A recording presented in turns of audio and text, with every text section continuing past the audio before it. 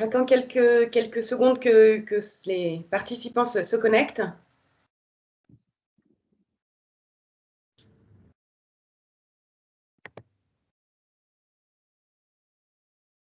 On va pouvoir démarrer. Bonjour à tous, je suis Florence Democpoux, je suis directrice de l'association Financement Participatif France. Je suis ravie de vous accueillir pour cette conférence de presse sur le baromètre du crowdfunding 2021. Un peu déçue de ne pas pouvoir la faire en présentiel, mais on espère que l'année prochaine, ce sera différent.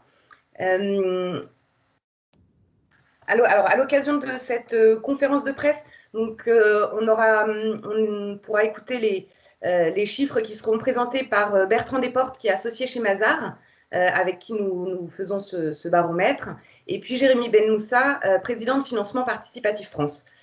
Je vais laisser la parole à Aurore pour vous expliquer rapidement les règles du jeu de la conférence via Teams. Aurore. Oui, donc bonjour à tous, merci de vous être connectés. Donc je vous invite à désactiver les micros le temps que Bertrand et Jérémy vous fassent la présentation. Et puis si vous avez des questions, n'hésitez pas à les poser via le chat et on y répondra en fin de présentation. Merci beaucoup et Bertrand, Jérémy, je vous en prie. Merci Florence, merci Aurore, merci à tous. Donc on est très heureux de réaliser en partenariat avec FPF le baromètre annuel du crowdfunding pour la 3e année consécutive. Et on remercie FPF pour la confiance dont il nous témoigne cette année encore pour les accompagner sur ce sujet clé. C'est un baromètre, comme vous le savez, qui est attendu par tout l'écosystème, les plateformes au premier titre évidemment, mais aussi les porteurs de projets, les épargnants et la communauté financière au sens large.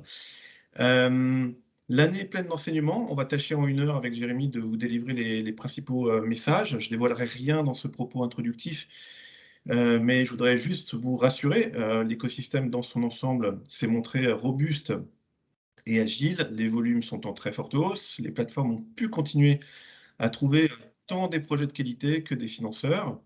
Cette année, je voudrais dire encore qu'on a également apporté des compléments d'information et des nouvelles orientations à ce baromètre pour mieux comprendre les dynamiques au pluriel du crowdfunding. Donc, ce millésime, vous le constaterez, est très riche d'enseignements et je vais immédiatement passer la parole à Jérémy.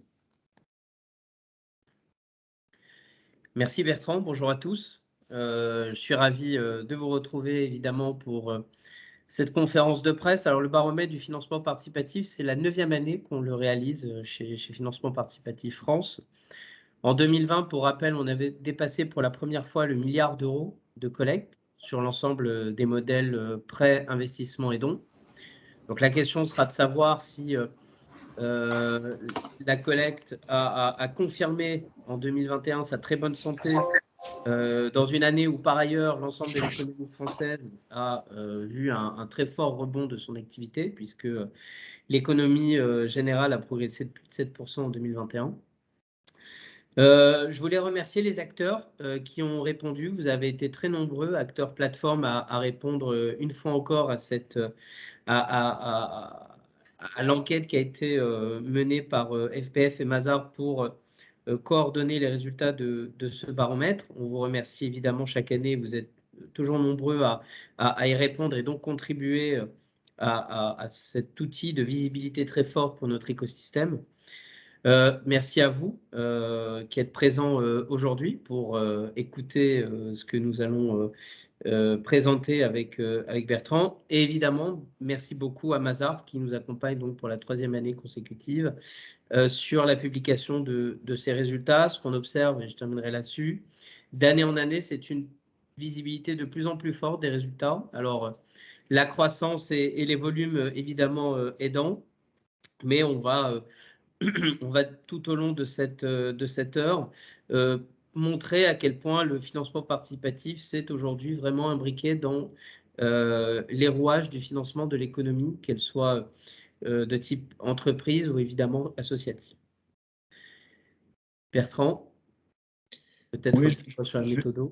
Merci Jérémy, je vais prendre la main sur les aspects de méthodologie. Effectivement, on a interrogé tout l'écosystème du financement participatif Et en cela, notre premier travail a été de vérifier en fait la complétude du périmètre en lien avec FPF, mais également en examinant de près les bases ORIAS au titre des nouvelles immatriculations et radiations éventuelles.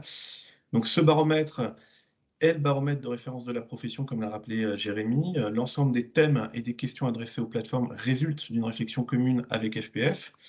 On a lancé nos travaux de collecte en tout début d'année pour être en mesure de livrer un peu avant la mi-février des résultats complets et définitifs.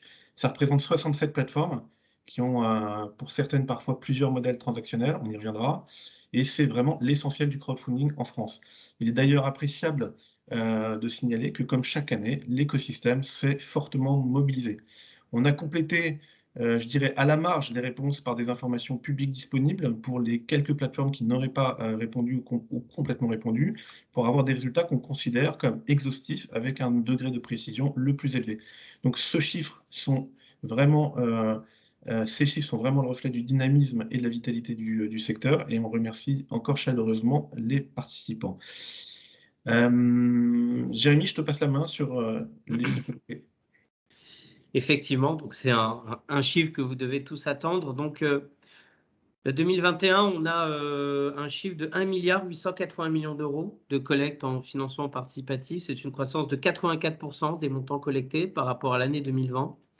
Une croissance de 84% qui est elle-même supérieure en fait à la croissance moyenne des années précédentes qui tournait autour de 60 à 65%. Donc c'est un signe très très fort, très très significatif de l'accroissement de la visibilité de ce modèle de financement alternatif auprès des acteurs économiques et sociaux et des particuliers qui viennent évidemment accompagner le développement de ces projets sur les plateformes. Vous le verrez, tous les modèles, qu'on parle du don, du prêt ou de l'investissement, ont vu leur collecte croître ou se stabiliser par rapport à une année 2020 très belle en termes d'activité. Si l'on se plonge un peu dans le cumul des chiffres, on remarquera donc que près de 5 milliards d'euros ont été collectés sur les 7 années depuis 2015. Et surtout, un signe de la très forte accélération depuis 2020. Si on prend les chiffres de l'année 2020 et 2021 cumulés, c'est-à-dire 2,9 milliards de collecte, on s'aperçoit que ça représente 62% du total cumulé de collecte depuis 2015. Donc 2,9 milliards sur 4,7 milliards. Donc plus de 60% de l'activité en fait du crowdfunding a été générée sur les 2 seules dernières années de croissance. Dans un environnement où, si vous suivez l'actualité du marché, vous le verrez qu'on a finalement assez peu de nouveaux acteurs. Donc, un environnement où les acteurs de la finance participative trouvent aujourd'hui leur business model et ont surtout trouvé un modèle économique plus pérenne où l'activité leur permet aujourd'hui de progresser, notamment grâce à l'autofinancement. Dernier petit point qu'on indique et qui est quand même important, en l'espace de 7 ans, la collecte aura été multipliée par 11 et on peut attendre que pour 2022, on dépasse très largement les 2 milliards pour peut-être se rapprocher des 3 milliards. Donc un écosystème très dynamique qui est porté par certains secteurs et on va le dérouler ensuite. Alors sur les nombres de projets, en fait, sur ce slide, pourquoi le nombre de projets est aussi élevé? Pour répondre à ça, il faut parler de ce qui fait le succès du crowdfunding. Alors d'abord, c'est, vous le savez, des notions d'accessibilité. À partir de quelques euros ou centaines d'euros, je peux choisir le ou les projets que je veux financer, que ce soit en don, en préachat, en prêt ou en investissement. La transparence, je connais, je décide la destination finale de mon argent et ce qu'il va financer. La traçabilité, je peux suivre l'évolution des projets financés et si je veux, je peux apporter également ma contribution à leur développement, c'est le côté participatif. Et il y a vraiment la notion de flécher son argent vers des projets concrets qui répondent à des enjeux économiques, mais aussi sociaux, environnementaux, territoriaux, et ainsi donner du sens à son épargne, ce qui est très en vogue actuellement. Alors tout ça contribue évidemment à des niveaux de collecte élevés, comme le rappelait Jérémy, et surtout un volume de projets très important. On est à 168 712 projets très exactement pour l'année 2021. Sur ce slide, on a voulu également exprimer quelque chose qui permet de capter la puissance de collecte du crowdfunding et le niveau de tension sur les projets lors de leur mise en ligne. Et on a voulu mesurer en fait, le temps qu'il faut pour aboutir à une collecte par grande catégorie. On a pris quelques exemples, un exemple associatif, immobilier, start-up, etc. Donc au plus rapide et de très très loin, le crowdfunding à immobilier, en 3 heures en moyenne, des collectes pouvant atteindre plusieurs millions d'euros sont bouclées. Et c'est une moyenne, ce qui veut dire qu'il n'est pas rare de trouver des projets bouclés en 2-3 minutes. Et il y a à ce stade encore une forme de rareté, et les collectes trouvent donc très très vite preneur. Pour le don, la collecte est un petit peu plus longue, forcément, c'est en jours, car il y a un temps de réflexion associé à une vraie démarche de sélection. Et au plus long, 62 jours en moyenne, l'investissement en capital dans une start-up, compte tenu d'un horizon d'investissement à long terme, avec des risques encourus plus élevés. Je vais passer en slide suivante.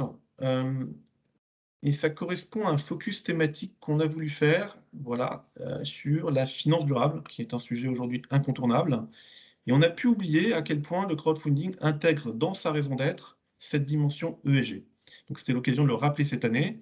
On a voulu, avec des chiffres qui en témoignent, montrer l'implication constante autour de la dimension sociale et environnementale des acteurs du crowdfunding. Donc je ne vais pas lire les chiffres qui s'affichent à l'écran, mais vous les commentez, il y a quand même une volonté des plateformes d'aller même plus loin et d'intégrer la dimension à impact dans les politiques de sélection des projets. Et ce qui est intéressant à ce titre, et en lien avec des travaux de place, c'est que le crowdfunding a d'ores et déjà intégré des référentiels internationaux liés à l'impact, et notamment, vous savez, les fameux objectifs de développement durable des Nations Unies, les ODD.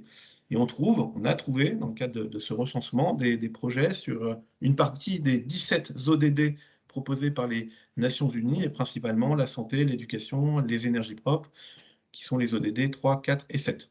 Voilà pour le focus finance durable. Il nous a paru important de le faire cette année. Et je vais enchaîner sur un focus sur le don. En matière de don, en fait, ce qui nous semble important, c'est que les plateformes de financement participatif à travers la France semblent être très proactives pour accompagner les demandes d'urgence et garantir le lancement et l'achèvement des projets liés à ces demandes. Et l'actualité, et notamment les situations de crise, alors le Covid-19 en est une, l'incendie de Notre-Dame il y a quelques années en était une autre dans un tout autre registre, ça génère très spontanément des volumes de collecte en dons et on a pu vraiment le mesurer. Et ça, c'est vraiment la dimension conjoncturelle auquel le crowdfunding en don répond, mais aussi une dimension plus structurelle. La manière de donner des Français a évolué avec le crowdfunding, plus vite, plus directement, plus efficacement, et on ne reviendra sans doute pas en arrière. En fait, ce qu'on peut dire, c'est que le crowdfunding se différencie en fait assez d'un don aux œuvres plus usuelles. Dans un schéma classique de générosité classique, vous donnez pour une œuvre, que ce soit le Secours populaire, les Restos du Cœur, la Croix-Rouge, etc. Mais ce type de don est affecté à une asso dans sa globalité et pas un projet spécifique. Ce qu'apporte le crowdfunding, c'est la sélection d'un projet, c'est de savoir plus précisément à quoi votre argent va servir, auprès de qui, et parfois dans un niveau de détail important.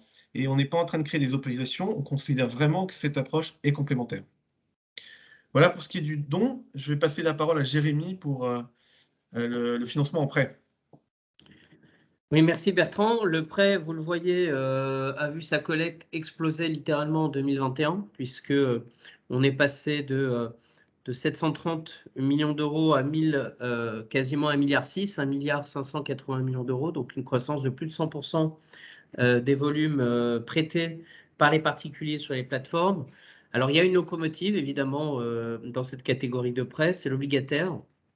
L'obligataire, à lui seul, 1,3 milliard représente en fait 96%, a vu sa collecte augmenter de 96% et représente quasiment à lui seul 70%. Le produit obligataire représente à lui seul quasiment 70% du total de la collecte annuelle en 2021.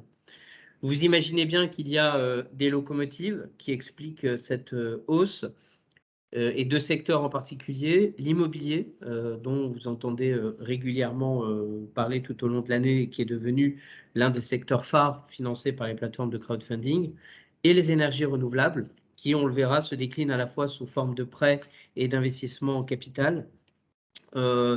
L'autre élément qui peut porter à votre interrogation, c'est l'évolution du montant prérémunéré. Alors, c'est pas j'entrerai pas dans le détail, mais il s'agit du d'une variation du périmètre technique du baromètre. Il nous a semblé quand même important de revenir un moment sur le mini-bon, puisque on observe d'année en année en fait que sa collecte s'érode.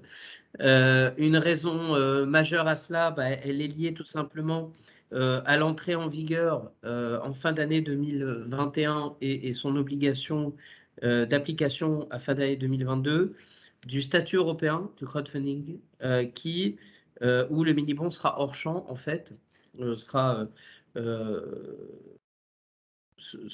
hors champ et donc les plateformes ont depuis maintenant plusieurs mois délaissé ce produit. On observe par ailleurs que le PGE a continué d'être financé en 2021 malgré un produit qui était plutôt un produit de financement qui était plus plébiscité en 2020. On voit que la catégorie du PGE a pris quasiment 50% de collecte en plus par rapport à l'année 2020. Ce qu'on observe, c'est que ce PGE est très concentré chez les plateformes de crowdlending, chez 2 plateformes en particulier, mais que le PGE a continué d'attirer un certain nombre de particuliers, notamment pour la garantie proposée par l'État à hauteur de 90%, qui intéresse très fortement certains particuliers.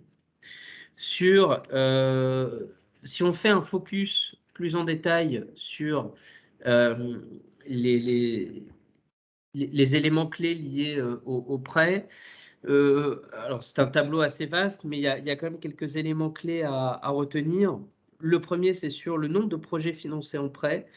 En cumulé, on est sur 2855 projets de prêt en 2021, ce qui représente, tout produit financier confondu, une collecte moyenne de 550 000 €.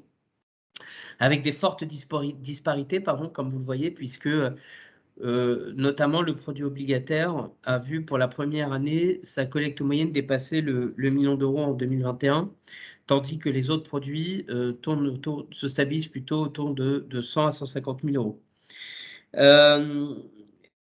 Il y a un autre élément important qu'on voulait mettre en avant, c'est le nombre de financeurs, puisque si on prend le total cumulé, on se rend compte qu'il y a eu plus de 150 000 financeurs. Les produits, néanmoins, étant différents l'un de l'autre, en appliquant un taux de 1,2 financement par particulier entre obligations et les diverses catégories de prêts, on peut imaginer qu'il y a eu environ 125 000 prêteurs unitaires sur l'année 2021, ce qui correspond à une hausse assez conséquente puisque le même chiffre l'an dernier tournait autour de 60 000 personnes. Donc une démocratisation évidemment auprès des particuliers qui s'explique par une diversité de l'offre, des produits de prêt qui ont des caractéristiques finalement différentes, mais pas si éloignées. Je parle par exemple du taux de rendement, puisque les taux ont progressé en 2021 sur l'ensemble des catégories hors PGE pour s'établir autour de 6 à 7%. Des durées d'investissement qui se sont globalement allongées, et je pense notamment aux produits obligataires qui est porté notamment par l'immobilier, où notamment en raison du contexte, les opérations immobilières étant plus longues à sortir, la durée moyenne des projets s'est allongée en 2021. Et dernier sujet, sur le taux de sélection, on observe une forte sélectivité chez les plateformes, puisque sur la catégorie de prêts hors obligation, on est sur un taux moyen de 5%, un peu moins même, autour de 4%, et un taux de sélection en obligataire qui tourne autour de 15%. Étant entendu que la moyenne sur le marché immobilier, je parle pas mal d'immobilier puisque ça reste aussi la locomotive forte du produit obligataire. Sur l'immobilier, vous avez un taux de sélection moyen du secteur de 25%. Sachant que le sourcing d'opérations immobilières est par définition un sourcing pas toujours très simple, et donc venir sélectionner une opération sur 4 au final sur une plateforme paraît être un chiffre totalement raisonnable. Dernier petit chiffre important, on observe que l'âge moyen des financeurs reste au-dessus de 45 ans. C'est vrai qu'en 2020, en 2021, à la clôture du baromètre 2020, on escomptait peut-être une petite baisse de l'âge moyen des financeurs. On voit finalement que cet âge moyen autour de 47 ans s'est largement maintenu en 2021. Dernière catégorie sur laquelle on voulait faire un focus, c'est l'investissement. L'investissement dont la collecte a dépassé pour la première fois les 100 millions d'euros, donc quasiment 102 millions, c'est une progression de 77% par rapport à 2020. Donc c'est une croissance légèrement inférieure à celle du marché, mais tout aussi significative. Alors cette hausse, déjà on s'en réjouit. Elle est liée à deux facteurs clés. Le premier, c'est une hausse assez significative des projets d'investissement en capital dans des projets en énergie renouvelable, auxquels on a assisté sur l'année 2021. Donc, pour faire écho aux propos de Bertrand sur la finance durable, les énergies renouvelables sont de plus en plus plébiscitées par les clients investisseurs des plateformes. Et puis l'autre facteur, il est lié à un regain des particuliers pour le capital risque, voire le private equity, dans un contexte où les particuliers cherchent des rendements et sont prêts à prendre un peu plus de risques pour booster leur épargne. Et à ce propos, on a pu voir sur les plateformes en 2021 quelques belles levées de fonds qui étaient notamment prisées par le secteur de la tech. Et donc, là aussi, une bonne capacité des plateformes à la fois à aller chercher les belles sociétés pour les proposer en levée de fonds sur les plateformes et des particuliers qui sont réactifs avec des durées de collecte, comme tu l'indiquais Bertrand, qui ont été plus longues sur le segment de l'equity, mais des particuliers qui ont répondu à l'appel pour venir investir dans les projets qui étaient proposés sur les plateformes.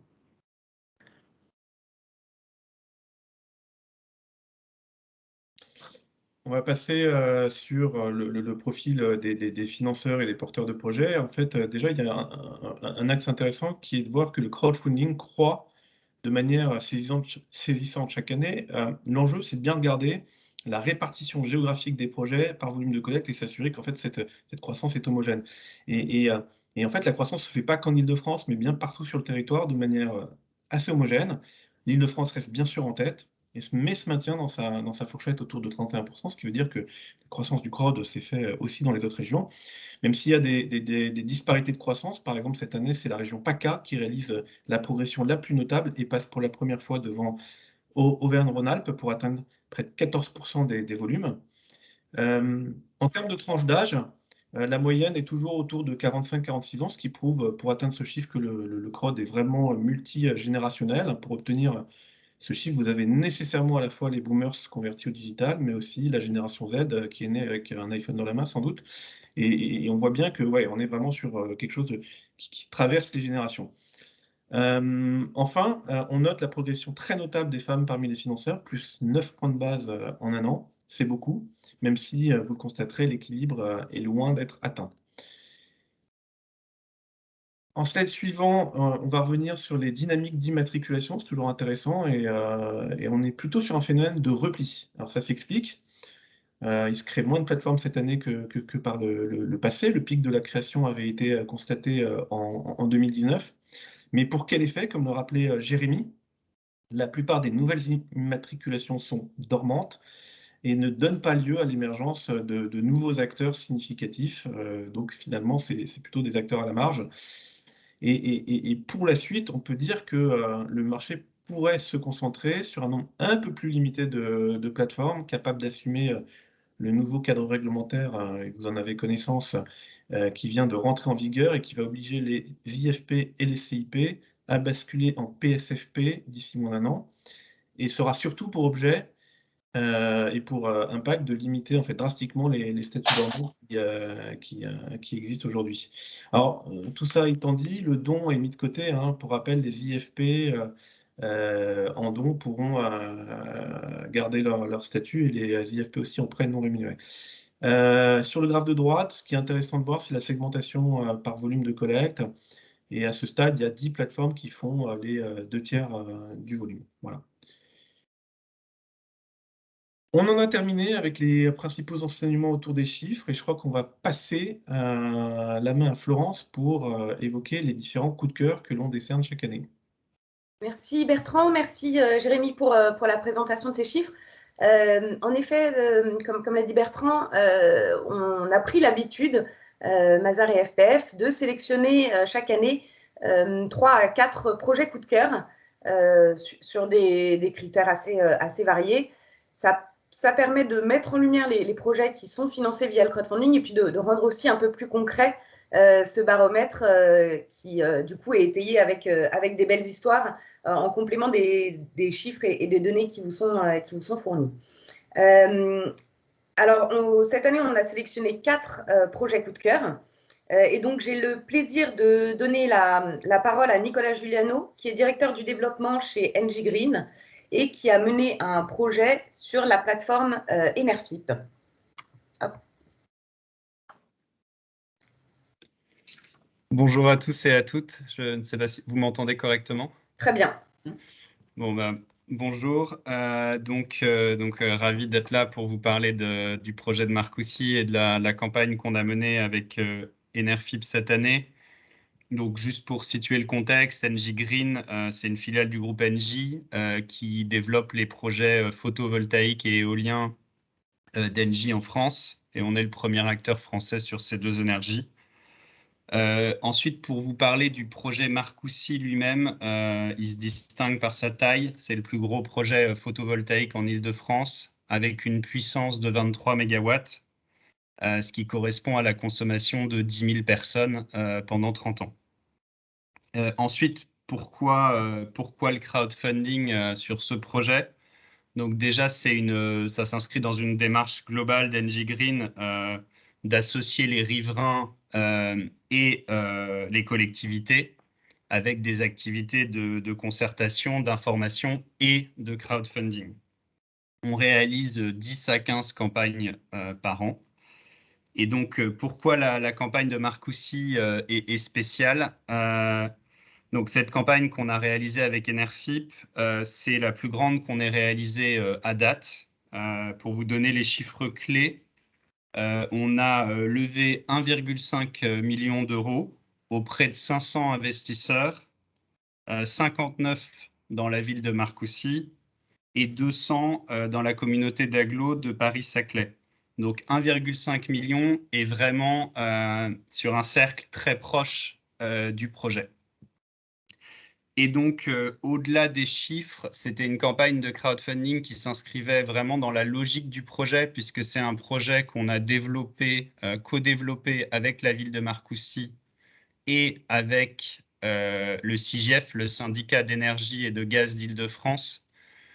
Donc, finalement, cette campagne de crowdfunding, c'était la suite logique pour, au-delà des collectivités, associer vraiment les riverains au projet. Et enfin, qu'est-ce que finalement cette campagne a offert aux investisseurs? Donc, un rendement attractif par rapport à un profil de risque limité, puisque au moment où on a levé les fonds, on connaissait déjà le prix de vente de l'électricité, on connaissait les coûts du projet, donc en fait c'est un risque qui est limité pour un rendement de l'ordre de 5%.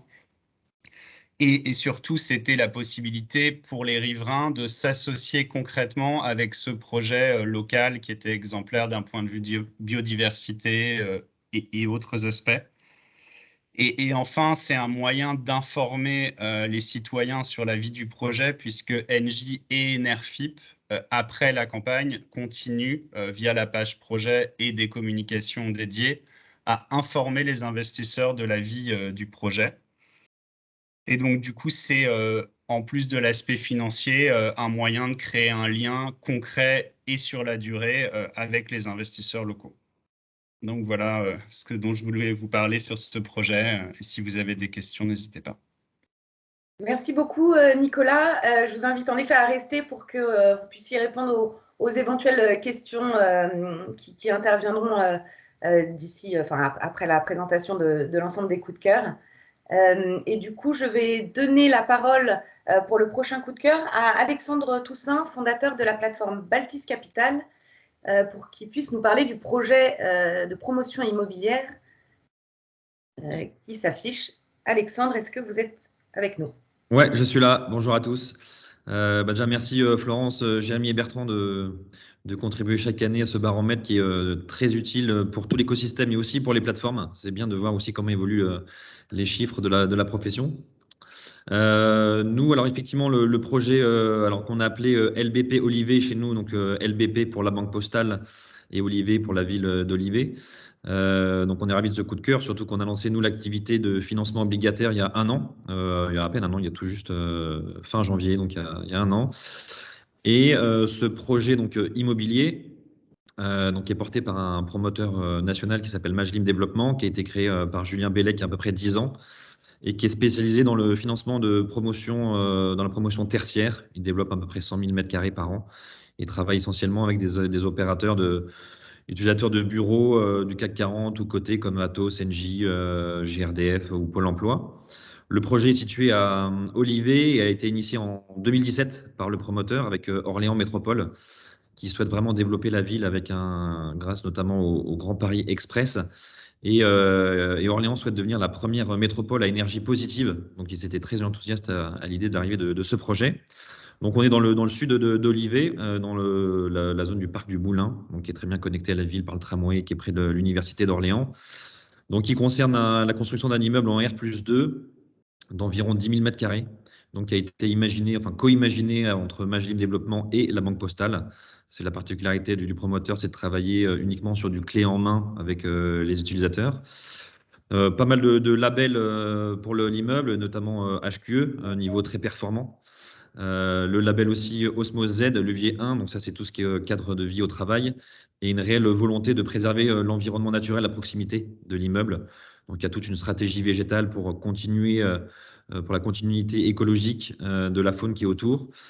Il y a aussi beaucoup d'espaces partagés à l'extérieur où il y a beaucoup d'espaces plantés pour réduire la chaleur, offrir la possibilité aussi de stocker les eaux pluviales. Donc, c'est un vrai bâtiment avec un engagement, on va dire, environnemental assez fort, qui sera loué dans à peu près un an par donc, la Banque Postale. Peut-être pas besoin de présenter le groupe, mais la Banque Postale, donc c'est bien la filiale du groupe La Poste, donc à peu près 10 millions de clients, 5,6 milliards de produits nets bancaires, avec qui le promoteur a signé un BFA, donc un bail en état futur d'achèvement, qui prendra effet à la livraison. Donc les travaux sont en cours, la livraison est pour le fin du premier trimestre 2023, donc un peu plus d'un an. Le projet total, c'était 30 millions d'euros pour l'opérateur. Nous, on a financé une enveloppe de 500 000 euros. Donc on a anticipé la future marge du projet, parce qu'il faut savoir que le projet était déjà vendu à une société de gestion de portefeuille. Donc la marge était déjà cadrée et assez lisible. Donc pour les investisseurs, c'est un ticket d'entrée à partir de 1 000 euros, une durée d'investissement entre 12-18 mois, un taux de 9% in fine et un projet qui est éligible au PEA-PME. Donc on a collecté ce projet en quelques minutes, il y a eu un fort engouement. Donc 69 investisseurs ont pris part au projet, ce qui fait un ticket moyen de 7 200 euros. Donc un petit peu supérieur par rapport à la moyenne nationale et la moyenne chez nous d'habitude. Voilà, donc ça a eu un fort engouement, je pense, parce que c'est des projets en région, donc qui revitalisent un peu les territoires, un immeuble avec un impact environnemental assez fort, un locataire national, et un projet assez sécurisé avec des travaux en cours et un acte de vente déjà signé. Merci beaucoup, Alexandre.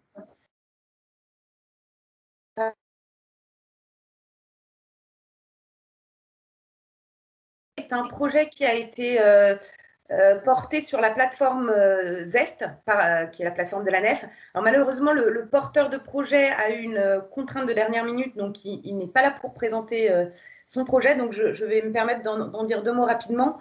C'est un projet qui est né de la rencontre entre 2 restaurants nantais, le Bar Île et le Salut. Et donc, le but du projet était de créer une société coopérative d'intérêt collectif qui s'appelle Commune Île, dont le but est en fait de racheter une exploitation maraîchère pour simplifier le passage de la terre à l'assiette. Donc, c'est un projet qui a eu beaucoup de succès.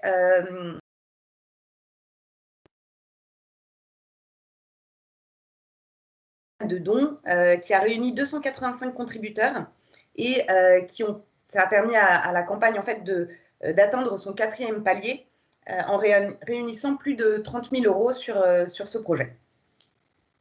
Ce qu'on peut rajouter, Florence, que c'est un chiffre que je n'ai pas donné, et c'est l'occasion de le faire puisque là on parle d'un projet en dons, c'est que les dons, les Français ont été 4 millions cette année à participer à des campagnes de collecte en dons, ce qui prouve bien que le financement participatif en dons s'est popularisé, c'est vraiment un outil de générosité qui est vraiment grand public aujourd'hui. Voilà. Merci. Alors, du coup, je ne sais pas quelle est la proportion parmi les 285 contributeurs des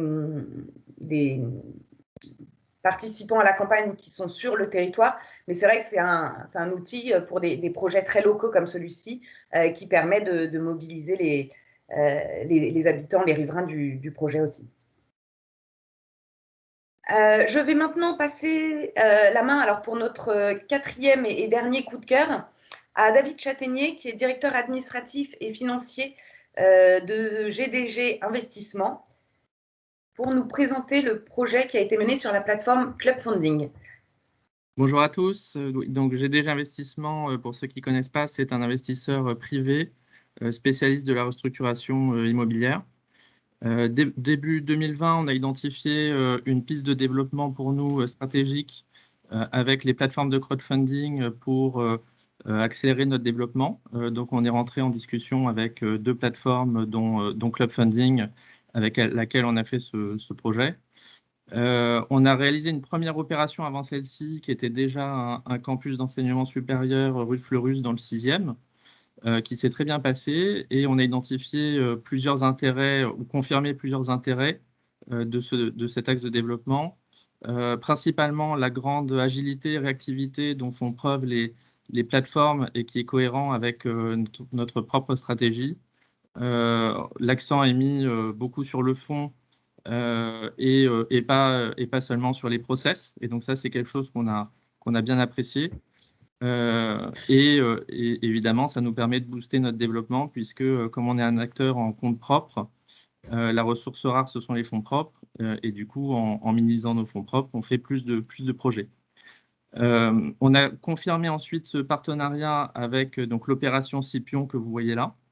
On a été désigné lauréat d'un appel d'offres de la PHP pour un actif assez exceptionnel puisque c'est un îlot classé monument historique en plein cœur de Paris. C'est le premier bâtiment Renaissance de Paris et un des premiers de France, construit en 1530 par le banquier Catherine de Médicis. Et on y fait un projet de développement d'un campus d'enseignement privé supérieur de prestige, avec à la fois la partie école et la partie logement sur place. Donc là, on est rentré dans une autre stade du partenariat, puisque c'est le premier projet de très grande envergure qu'on fait avec une plateforme. On parle de plus de 100 millions d'investissements et on a une levée, on a des levées de plus de 20 millions d'euros avec les plateformes, dont ce projet-là et 2 autres. Voilà ce que je peux dire. Merci beaucoup, David. On va pouvoir passer aux questions-réponses des journalistes. Du coup, je vais passer la main